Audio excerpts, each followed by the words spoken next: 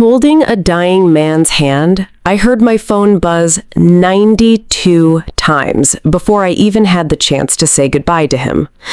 Welcome back to the family revenge tales.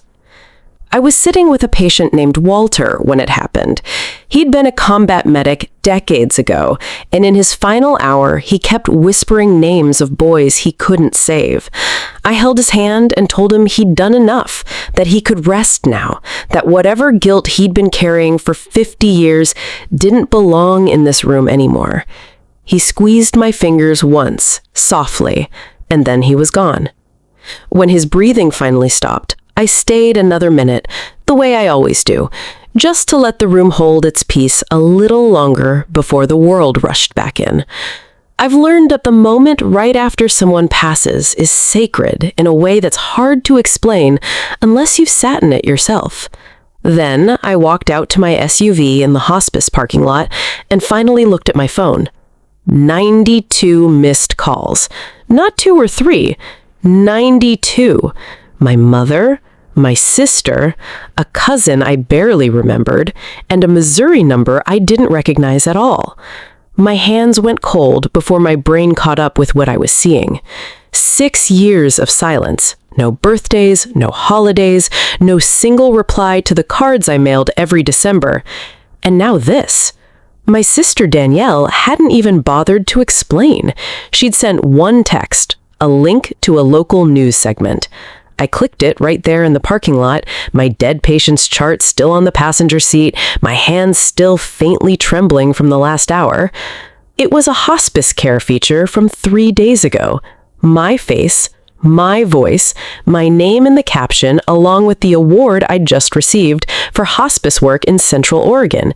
I didn't need to read another message to understand. I sat there watching my own face on a stranger screen, and I already knew the truth before anyone said it aloud. 6 years of silence had ended in one afternoon, and it wasn't because they'd missed me. It was because they needed me. To understand what that moment cost me, you have to understand the life I'd built before that phone rang, and the life I'd escaped in order to build it. My name is Avery. I live in Bend, Oregon, in a house wrapped in pine trees with mountains that turn gold at dusk. I have a husband, Ethan, who has never once made me feel like my worth was measured by what I could do for him. When I come home exhausted after a hard shift, he doesn't ask what I made him for dinner. He asks how I'm doing. I have work I love, sitting with people in the hardest hours of their lives, so nobody has to die feeling alone. I mentor a young nurse named Mia, who reminds me of myself at 22, except her parents call her every Sunday just to hear her voice, expecting nothing back. For 6 years, my life had been quiet, steady, entirely my own, and I had built it slowly, the way you rebuild anything after a fire. Carefully, brick by brick, testing each piece before you trust it to hold weight. It hadn't always been that way. I grew up the oldest of 3, outside St. Louis, and by the time I was 10, I wasn't really a daughter in that house. I was staff. I cooked dinner most nights because my mother, Sharon, came home too tired to stand at a stove. I paid bills with my babysitting money when my father, Harold, said things were tight, even though tight somehow never stopped him from buying a new fishing boat the same year I couldn't afford a school trip. I raised my younger cousins some summers when nobody else wanted to, sleeping on a pull-out couch in someone else's house while my own friends went to camp. I missed my own homecoming dance because Danielle needed a ride to hers, and my mother said, without even looking up, "You understand, right? You're the responsible one." I told myself it was love. I told myself that's just what family does for each other. It took me 24 years to understand that love isn't supposed to only run in one direction, that a child who is constantly needed is not the same as a child who is cherished. The breaking point came the year my father hurt his back at the warehouse. I was in nursing school, exhausted, finally close to something that was entirely mine, something nobody could take credit for or borrow against. My parents sat me down at the kitchen table like it was a business meeting, and in a strange way, I think that's exactly what it was to them. I would leave school, I would move back in, I would hand Danielle my savings because she was struggling. She wasn't, not really. She just wanted a new car. And I would become my father's full-time caregiver, unpaid, indefinitely, with no end date discussed because in their minds, there didn't need to be one. My mother said it like it was already decided, like my whole future had been quietly voted on without me in the room. My father didn't even look up from his plate. I remember standing in my dorm room that night, staring at a duffel bag, feeling something inside me finally go quiet in a way it never had before. Not angry, just done. The way a rope goes quiet right before it finally snaps. I packed what I could fit in my car, and I drove west until the mountains showed up on the horizon, and I didn't look back. Not once. Not for 6 years. I told myself I would call eventually, once things settled. They never did, and eventually I stopped waiting for them to. That's the 6 years that phone call shattered. I didn't answer any of the 92 calls that night. I drove home in silence, gripping the wheel harder than I needed to, and when Ethan saw my face at the door, he didn't ask what was wrong. He just sat with me on the porch steps until I could talk. I told him about the news clip, about my father, about the sudden, obvious math of it all, that somebody had scrolled through hospice segments looking for a familiar face and found mine and realized I might be useful again. He didn't tell me what to do. He never does. He just asked me one quiet question. What do you need to feel safe if you go back? That question saved me because it meant if I went back at all, I'd go back on my terms, not theirs. I booked a hotel room instead of staying in the house. I rented my own car instead of depending on anyone to drive me anywhere. I kept a return flight booked for 11 days out no matter what happened, no matter what anyone said to try to change my mind. I promised Ethan I would leave on that date, and he made me repeat it out loud before I left, like a vow at an altar. I told myself I was going back as a professional hospice nurse, doing an act of mercy for a dying man, not as the daughter who used to disappear into other people's needs like dry ground. I believed, standing in the airport, that I could hold that line. I wasn't sure yet how hard it would be. The house looked exactly the same. Same chipped porch step I used to trip on as a kid. Same wind chime that never quite made a full song, just fragments of one. My mother hugged me at the door like no time had passed at all, already talking about how nice it would be if I just stayed in my old room. It's still made up. I never took anything out of it. My father was in the recliner, thinner than I remembered, gray in a way that had nothing to do with his hair. When he saw me, he didn't apologize, he didn't ask how I'd been, didn't ask about my life or my husband or the 6 years I'd survived without them. He just looked at me and said, "Good. Now someone can finally do this right." I felt something in my chest fold in on itself, quiet and small, like a paper crane crushed in a fist. But I walked over anyway, and I checked his oxygen levels, and I began doing what I do. Because whatever else was true, he was still a dying man, and I am still someone who believes dying people deserve gentleness, even the ones he never gave me any. For a while, it looked almost good. I reorganized his medications so Sharon wouldn't keep mixing up the doses. I taught her how to manage his pain schedule properly, patiently, the way I'd teach any family. I sat with Danielle's son, Logan, 17 now, who used to be a baby I rocked to sleep on nights his own mother was too overwhelmed to do it, and who looked at me now like I was some kind of miracle worker instead of just a woman who'd learned to be calm around suffering. Everybody praised me. Everybody said how lucky they were that I'd come, how they didn't know what they would have done without me. But I noticed, slowly, the way you notice a floor tilting, that the compliments kept turning into paperwork. A healthcare proxy form appeared on the counter with my name already penciled in, waiting for a signature. Danielle mentioned almost casually over coffee that maybe I should just take over his finances too, since you're already handling everything else. It just makes sense. Every kind word was a hook, and every hook had a line attached to something permanent, something they hoped I wouldn't notice until it was too late to say no. It was on the 7th day, while I was organizing a drawer of my father's old medical paperwork, that I found the box. It was wooden, small, carved with a simple pattern along the lid, tucked behind expired insurance folders like something meant to stay hidden. Inside were envelopes. Dozens of them.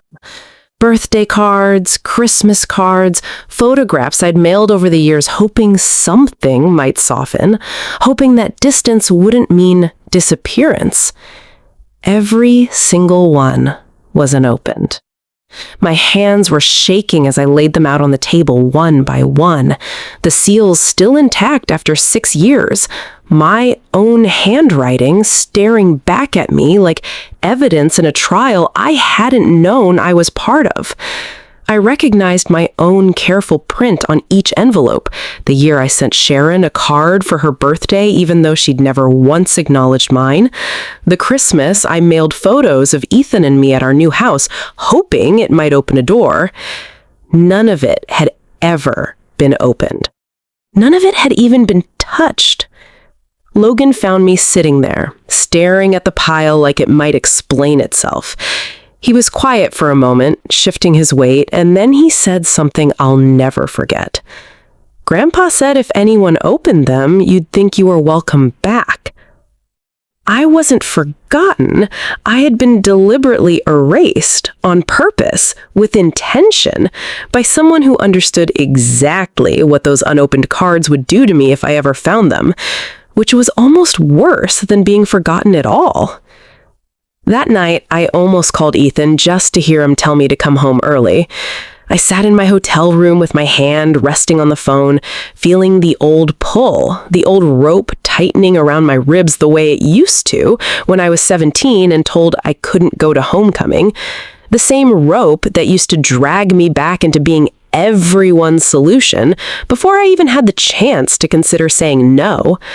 And for one long, honest moment, I let myself imagine staying, taking the healthcare proxy, moving my whole life quietly back into that house, the way water finds its old path down a hill no matter how many times you redirect it. It would have been so easy. It was the path of least resistance, the one I'd walked my entire childhood without ever questioning where it led. But then I thought of Walter, holding on to names he couldn't save for 50 years, and I thought about how the peace I gave him in his final hour was a gift I had chosen to give, not a debt I owed to anyone. Nobody had handed me a form making it my duty to sit with him. I did it because it was who I am. I put the phone down. I didn't call. I sat with that box of unopened letters until nearly 2 a.m, and by the time I finally slept, I had decided that box wasn't going to reopen the door they thought it would. The next day, Danielle broke. She sat across from me at the kitchen table, and for the first time in years, she looked like my sister again, instead of the stranger wearing her face, tired in a way that had nothing to do with makeup or sleep. She admitted she'd turned away actual hospice help because she assumed I would eventually come back and do it for free, the way I always had, the way I always did. She admitted she was drowning, that her marriage was strained, that she hadn't slept properly in weeks, that she resented her father almost as much as she loved him, and didn't know what to do with either feeling. For one fragile minute, we were just two sisters, tired and honest with each other, the way I used to wish we could be when we were kids. Then she slid a folder across the table. Power of attorney. Guardianship paperwork. My name already filled in on every line, waiting only for my signature to make it real. The moment closed as quickly as it had opened, like a window slamming shut in the wind. "I can't be his whole plan, Danielle," I said quietly, my voice steadier than I expected. "I never should have had to be. Not back then, and not now." She didn't answer. She just pulled the folder back toward herself like the conversation hadn't happened at all, like I hadn't just watched her decide, in real time, to try again anyway. The last real conversation I had with my father came a few days later, when he was lucid enough to gather the whole family in the living room, sensing, maybe, that time was running short. I let myself hope one final time for something like an apology, some small acknowledgement of what those 6 years had cost me. Instead, he looked at me, his eyes clearer than they'd been in days, and said, "You always came back. I figured you always would." Then he asked me to stay. Forever. To care for Sharon after he was gone, to hold the family together the way I always had, as though holding a family together was ever supposed to be one person's job alone. He said it like it was a compliment, like 6 years of silence and a box of unopened letters simply hadn't happened at all, like I should be grateful to be asked. I understood, in that moment, with a kind of grief that had no anger left in it, only a tired, quiet sadness, that he was never going to understand what he'd done to me. Some people go to their graves without ever seeing the weight they put on someone else's back, without ever once wondering what it cost that person to carry it. I wasn't going to get closure from him. I was going to have to build it myself, out of whatever pieces I had left. So I built it in the only way I knew how to give both truth and mercy at once. I refused the paperwork. I refused the guilt he was trying, even now, to hand me like an inheritance. But I never refused compassion. In his final days, I made sure he wasn't in pain. I made sure the room was quiet and calm, the way I make every room quiet and calm for my patients, whether they deserve it or not, because that isn't the point of the work. I gave my father a peaceful death, not because he'd earned it, but because that is simply who I've chosen to be. I let that be the difference between him and me. He only gave love as payment for what people did for him. I gave it freely, because it's who I am, with or without repayment. And understanding that difference felt for the first time like real freedom. After the memorial, I checked out of my hotel. I left my mother a handwritten letter because some things are easier to say on paper than out loud, where there's no room for her to interrupt or redirect. I hugged Logan for a long time and told him he could call me anytime, truly anytime, no conditions attached, no favors expected in return. Danielle tried one more time at the door, already reaching for old patterns, already starting a sentence about how much easier things would be if I just... And I stopped her gently before the old rope could find its grip again. "I came home to help Dad die with dignity," I said. "I won't stay long enough to lose mine." Then I got in my rental car and drove to the airport, and I didn't look in the rearview mirror even once, not because I didn't care, but because I finally understood I didn't have to look back to know I'd made the right choice. 6 months later, Mia and I launched a small nonprofit bringing hospice care to rural families who can't otherwise afford it, something that grew directly out of everything that week had taught me.